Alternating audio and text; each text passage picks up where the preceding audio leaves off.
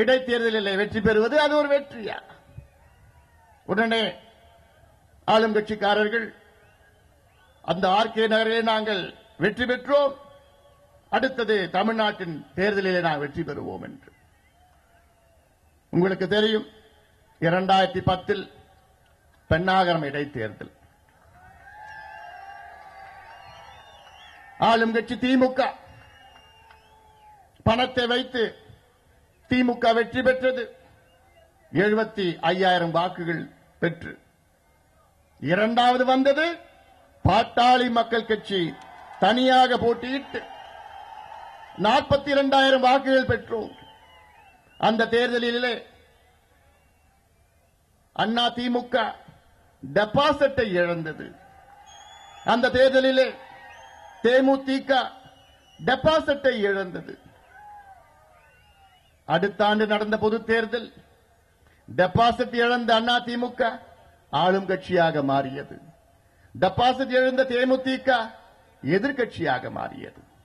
ஆக ஒரு இடைத்தேர்தலில் வைத்து நாம் எடை போடக்கூடாது. இதெல்லாம் உங்களுக்கு தெரியும், உங்களுக்கு தெரியாதது எதுவும் கிடையாது. காரணம், இந்த திராவிட கட்சிகள் புது புது ஃபார்முலாவை கொண்டு வந்து கொண்டிருக்கின்றார்கள். நமக்கு ஃபார்முலா என்றால் நாம் படித்த கெமிஸ்ட்ரி அல்லது ஆல்ஜிப்ரால் ஃபார்முலா இருக்கிறது. இன்று அமெரிக்காவில் ஃபார்முலா என்று பார்த்தால் HIV AIDS நோய்க்கு மருந்து கண்டுபிடிப்பதற்காக ஒரு ஃபார்முலா, மலேரியாவுக்கு மருந்து கண்டுபிடிப்பதற்காக ஒரு ஃபார்முலா. ஆனால் இந்த திராவிட கட்சிகள் கொண்டு வந்த formula Thirumangalam formula, Srirangam formula, RK Nagar formula. Thirumangalam formula ஒரு ஓட்டுக்கு 1000 ரூபாய், ஸ்ரீரங்கம் ஃபார்முலா ஒரு ஓட்டுக்கு 5000 ரூபாய், ஆர்கே நகர் ஃபார்முலா ஒரு ஓட்டுக்கு 10,000 ரூபாய். இதுதான் இந்த திராவிட கட்சியினுடைய ஃபார்முலா. ஆக இதெல்லாம் இது போன்ற ஃபார்முலாக்கள் நமக்கு தேவைப்படாது. நமக்கு தேவையான ஃபார்முலா நல்ல நேர்மையான ஒரு ஆட்சி, மது இல்லாத ஒரு ஆட்சி, ஊழல் இல்லாத ஒரு ஆட்சி வேண்டும் தமிழ்நாட்டில்.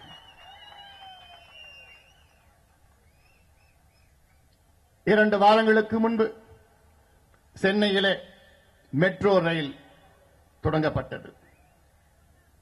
இந்த மெட்ரோ ரயில் நாங்கள் தான் தொடங்கினோம், இதற்கு காரணம் நாங்கள் என்று திமுக ஒரு பக்கம், இல்லை இல்லை நாங்கள் தான் தொடங்கினோம் என்று அண்ணா திமுக குழாய் சண்டை இரண்டு கட்சிகளும் போட்டார்கள். அன்று நான் ஒரு அறிக்கை வெளியிட்டேன். அந்த அறிக்கையிலே நான் சொன்னேன், இந்த மெட்ரோ ரயில் லண்டன் நகரில் 150 ஆண்டுகளுக்கு முன்பு வந்தது. நியூயார்க் நகரிலே 138 ஆண்டுகளுக்கு முன்பு வந்தது. மாஸ்கோ நகரிலே 97 ஆண்டுகளுக்கு முன்பு வந்தது. சென்னையிலே 15 நாட்களுக்கு முன்பு வந்தது. இந்த திராவிட கட்சிகள் தமிழ்நாட்டில் 30 ஆண்டுகளுக்கு முன்பு இந்த மெட்ரோ ரயிலை கொண்டு வந்திருந்தால் உண்மையிலே நான் பாராட்டி இருப்பேன். இந்தியாவில் முதலாக மெட்ரோ ரயில் வந்தது கல்கத்தா நகரிலே 31 ஆண்டுகளுக்கு முன்பு. ஆனால் தமிழ்நாட்டிலே 2006 முடிவு செய்யப்பட்டது.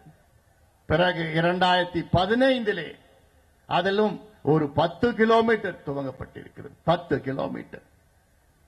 சென்னையிலும் டெல்லியிலும் ஒரே நேரத்திலே தான் மெட்ரோ ரயில் துவங்கப்பட்டது, முடிவு செய்யப்பட்டது.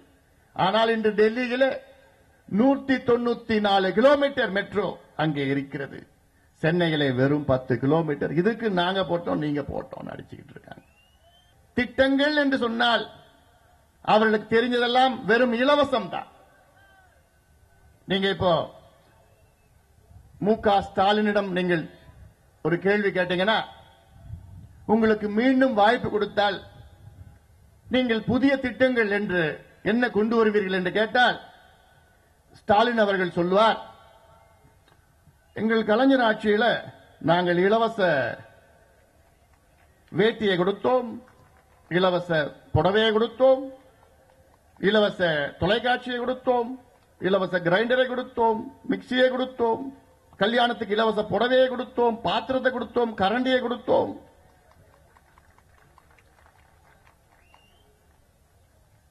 நாங்கள் மீண்டும் ஆட்சிக்கு வந்தால் நாங்கள் திருமணம் நடந்த முடிந்த பிறகு முதலிரவுக்கு நாங்கள் ஜம்மு காலத்தை கொடுப்போம். அதிலும் சாதாரண ஜம்மு காலம் கிடையாது, பவானி ஜம்மு காலம் கொடுப்போம். இவர்களை பொறுத்தவரை திட்டம் என்றால் இதுதான் இலவசம். இந்த அம்மையாரை கேட்டால் நீங்கள் மீண்டும் ஆட்சிக்கு வந்தால் என்ன கொடுப்பீர்கள், என்ன திட்டம் கொண்டு வருவீர்கள் என்று கேட்டால் அவர் சொல்லுவார், இப்பொழுது நாங்கள் மேய்ப்பதற்காக 4 ஆடுகளை உங்களுக்கு கொடுக்கின்றோம். நாங்கள் மீண்டும் ஆட்சிக்கு வந்தால் 4 ஆடுகளுக்கு பதிலாக நாங்கள் 6 ஆடுகள் கொடுப்போம். கூட இலவசமாக குச்சியை கொடுப்போம் மேய்ப்பதற்கு என்று. இந்த 2 கட்சியிலும் இதைத்தான் உங்களுக்கு கொடுப்பார்கள். தேவையில்லாத இலவசங்களை கொடுத்து இது திட்டங்கள் என்று சொல்வார்கள். ஆனால் நாம் அப்படி கிடையாது. நாம் ஆட்சிக்கு வந்து புதிய திட்டங்களை உங்களுக்கு கொண்டு வர இருக்கின்றோம். ஒரு திட்டம் உதாரணம், ஒவ்வொரு கிராமத்திலும் படித்த 10 இளைஞர்களை தேர்வு செய்வோம். 10 கிராமத்திலே 100 இளைஞர்கள், 100 கிராமத்திலே 1000 இளைஞர்களை தேர்வு செய்து அந்த 1000 இளைஞர்களை சேர்த்து ஒரு கூட்டுறவு சொசைட்டி உருவாக்கி அந்த இளைஞர்களுக்கு அந்த பகுதியிலே என்ன இருக்கிறது, என்ன தொழில் இருக்கிறதோ, ஒரு உதாரணம் வேளாண் சார்ந்த தொழிலாக இருக்கலாம், தோட்டக்கலை சார்ந்த தொழிலாக இருக்கலாம், ஹார்டிகல்ச்சர், நெசவு சார்ந்த தொழிலாக இருக்கலாம், பால் சார்ந்த தொழிலாக இருக்கலாம், பட்டாசு சார்ந்த தொழிலாக இருக்கலாம், சிறு தொழிலாக இருக்கலாம். அந்த பகுதியில் என்னென்ன தொழில் இருக்கிறதோ அந்த 1000 இளைஞர்களை அவர்களுக்கு பயிற்சி கொடுத்து அந்த கூட்டுறவு சொசைட்டியை, கோஆபரேட்டிவ் சொசைட்டியை உருவாக்கி எங்கே வாங்க வேண்டும், எங்கே விற்க வேண்டும், எங்கே பதப்படுத்த வேண்டும், எங்கே ஏற்றுமதி செய்ய வேண்டும், எங்கே இறக்குமதி செய்ய வேண்டும், இதற்கு அடிப்படை வசதிகளை இன்ஃப்ராஸ்ட்ரக்சர் எங்கே செய்ய வேண்டும், அவர்களுக்கு பயிற்சி கொடுத்து நிதியையும் கொடுத்து மானியத்தை கொடுத்து அந்த 1000 ஒரு பகுதியிலும் உள்ள 1000 இளைஞர்களுக்கு அவர்களை புதிய முதலாளிகளாக நாம் மாற்றுவோம். இதுதான் நம்முடைய புதிய திட்டம். அவர்களுக்கு வாழ்வாதாரத்தை ஏற்படுத்துவோம்.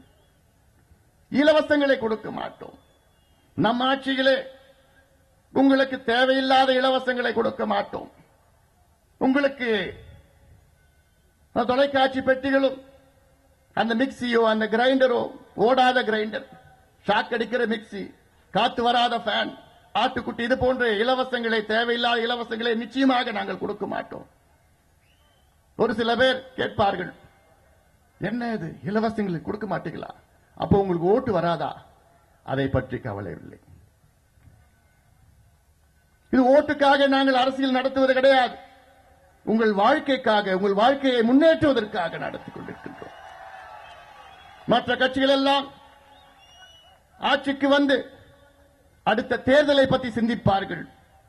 நாங்கள் அடுத்த தலைமுறையையும் பற்றி சிந்திப்போம். நான் மத்திய அமைச்சராக பதவியில் இருந்த பொழுது அன்றைய பிரதமர் மன்மோகன் சிங் அவர்கள் ஒரு நிகழ்ச்சியில் சொல்லினார், மத்திய சுகாதாரத்துறையிலே 50 ஆண்டு காலம் செயல்படுத்தாததை அன்புமணி ராமதாஸ் 5 ஆண்டு காலத்திலே செயல்படுத்தி இருக்கின்றார் என்று.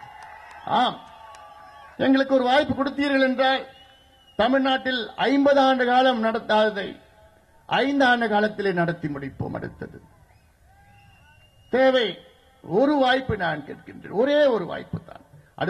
அடுத்த முறை நீங்களே மறுபடியும் ஓட்டு போடுவீங்க. அதுதான் நமக்கும் மற்றவர்களுக்கும் வித்தியாசம். தமிழ்நாட்டில் கல்வி முறை, இன்றைய கல்வி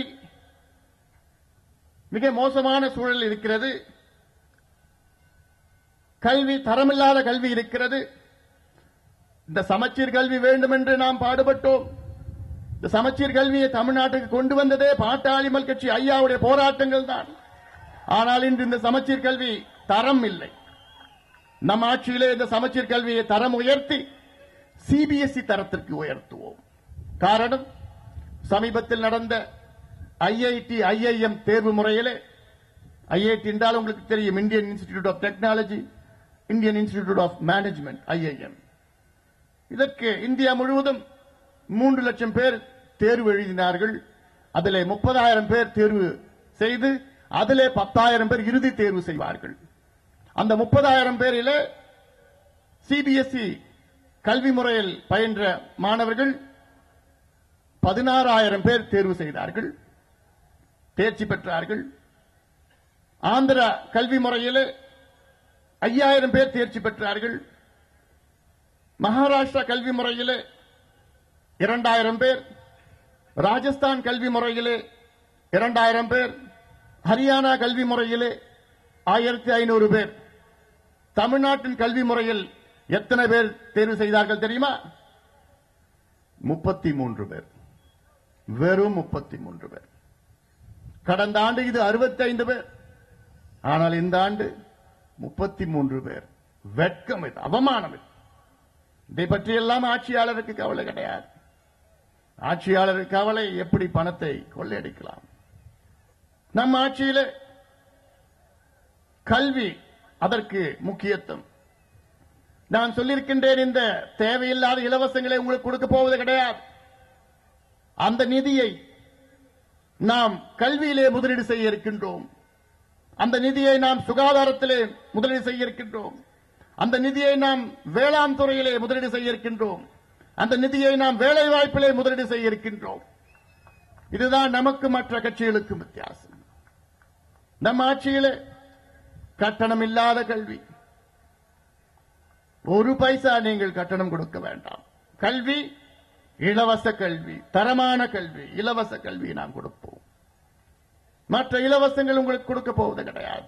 ஒரு பழமொழி இருக்கிறது, if you feed a man a fish, you feed him for a day. If you teach him how to fish, you feed him for a lifetime. ஒரு மனிதருக்கு ஒரு மீனை கொடுத்தால் அந்த மீனை வைத்து அவன் அன்றைக்கு சாப்பிடலாம். அவனுக்கு மீன் பிடிக்க கற்றுக் கொடுத்தால் அந்த தொழிலை வைத்து ஆயுள் முழுவதும் அவன் சாப்பிடுவான். அதைத்தான் நாம் செய்ய இருக்கின்றோம். மீன் பிடிக்க கற்றுக் கொடுப்போம். உங்களுக்கு கல்வியை கொடுத்து வேலை வாய்ப்பை உருவாக்குவோம். தமிழன் என்று சொல்லடா, தலை நிமிர்ந்து நில்லடா என்று.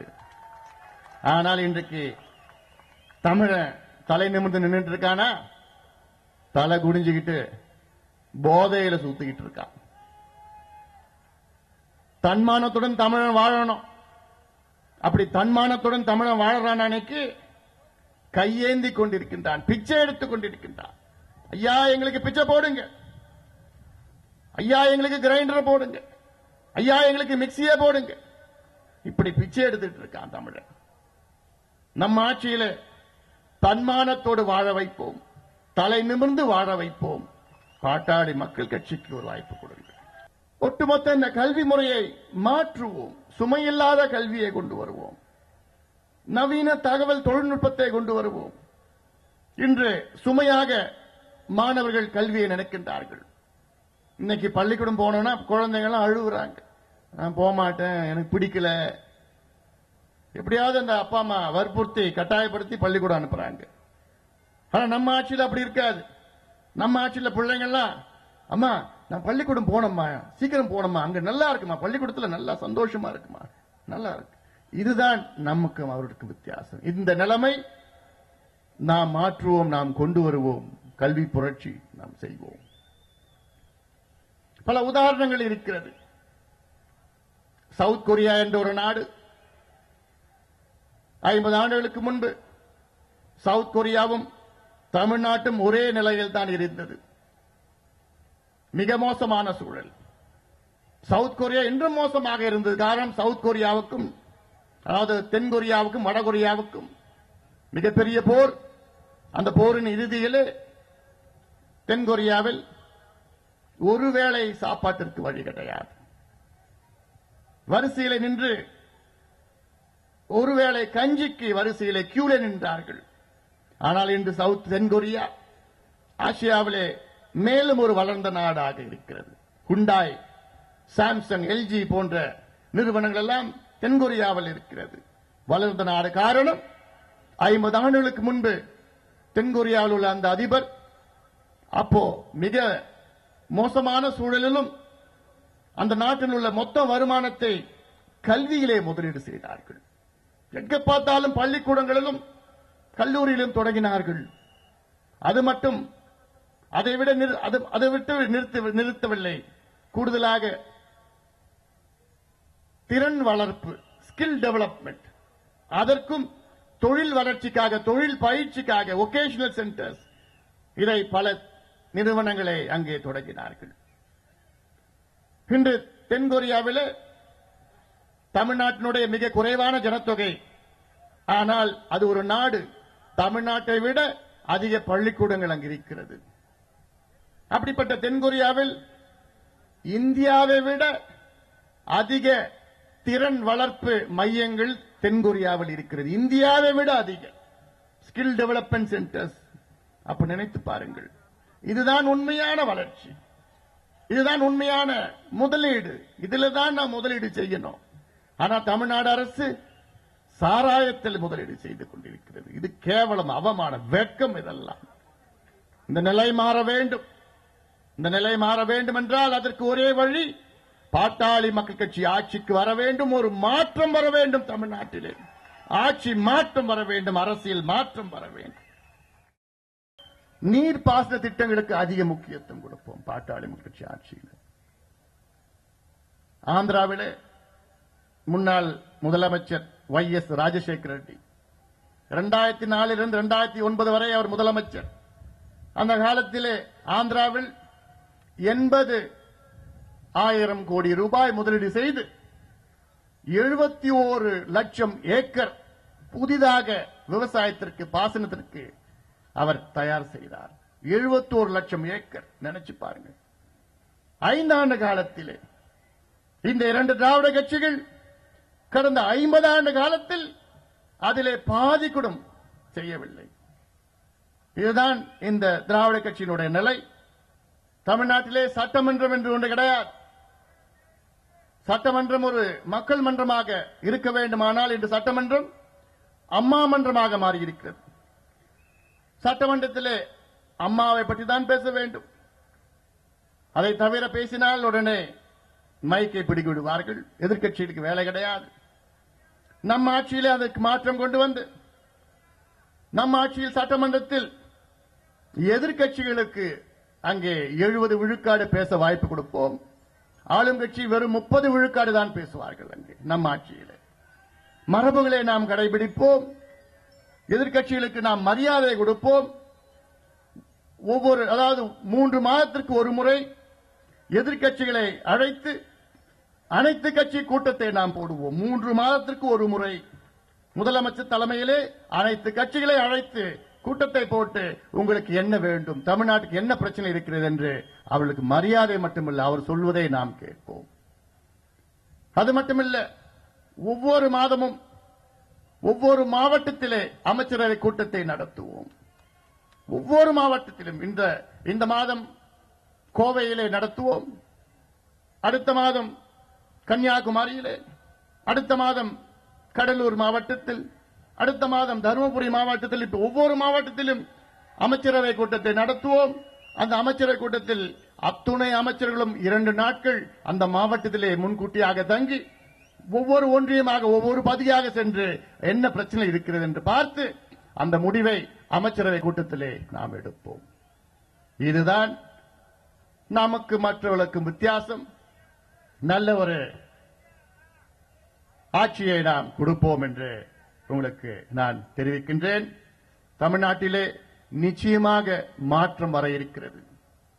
அந்த மாற்றம் ஒரு புரட்சியாக வர இருக்கிறது.